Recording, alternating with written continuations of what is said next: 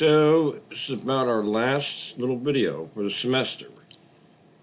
So we're going to be referring again to our JLIP figure, action figure. She's 5.75 feet tall. We're going to use the 1 to 24 scale to determine how tall the action figure should be.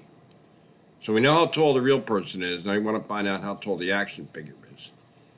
We just did up here the 1 to 24 scale. Let me move up.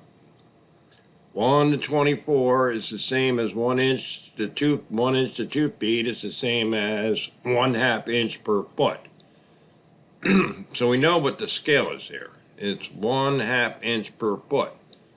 So we can just do this by dimensional analysis. 5.75 feet times 1/2 inch per foot. The feet cancel. That times that is 2.875 inches. So if the scale is 1 to 24 and the scale model is 3 inches, how tall is the actual person? Now I'm going to use, it's easier to use this, 0.5 inches per foot. And instead of doing this one with dimensional analysis, I'm going to show you just you couldn't do it with the proportion. It just is a little bit more cumbersome. So I'm going to set up a proportion to solve this using 0.5 inches per foot as my scale ratio.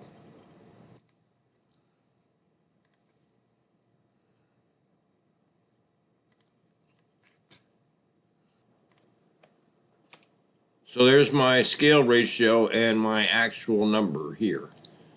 So the scale ratio, model to actual, model, and I'm going to find the actual here.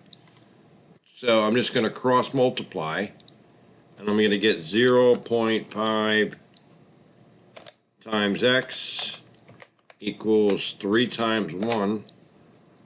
And then I'm going to divide both sides by 0.5. And that's the same as 3 divided by 1/2, which is going to make this 6 feet. So if the model's 3 feet, 3 inches tall, and the scale is 1 to 24, which is the same as 0.5 inches to 1 foot, then the actual person is 6 feet tall. Now I'm going to change this one. This is the last problem. Change this into a unitless scale. 1/4 inch per 1 foot. That should be 1 there. 1/4 inch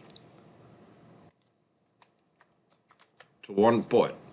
I'm going to change it into a unitless scale. First thing I would do, well, you think about it. Yeah, I mean, I guess sometimes the first thing is the hardest thing, right? But I have the scale, so let me put that right here. 1/4 of an inch is to 1 foot. And I want it unitless, so these units have to cancel. So I could change inches to feet, or I could change feet to inches. Which one's easier? Well, it's easier to change 1 foot to 12 inches. So this is still going to be 1/4 inch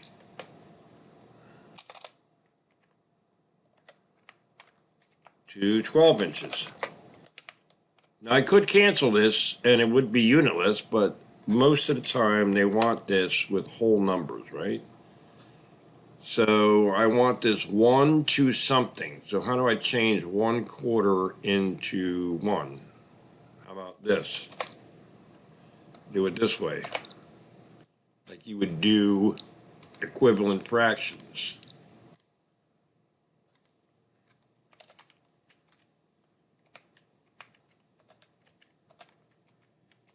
Four 1/4 is 1, right? Because 4/4 is $1. Is another way to look at it. And then I would get simply 1 to 48. So a unitless scale of 1/4 inch to 1 foot scale is the same as a 1 to 48 unitless scale, because this would be, just to show you, this would be 1 inch over 48 inches, and inches over inches cancel. That's what makes it unitless. Well, that's it. Put up a graduation flag. So you've gotten this far, I'm sure you're gonna move on. Maybe I'll see you in the summer. Well, I don't know if I'll see you, but online. Whoops.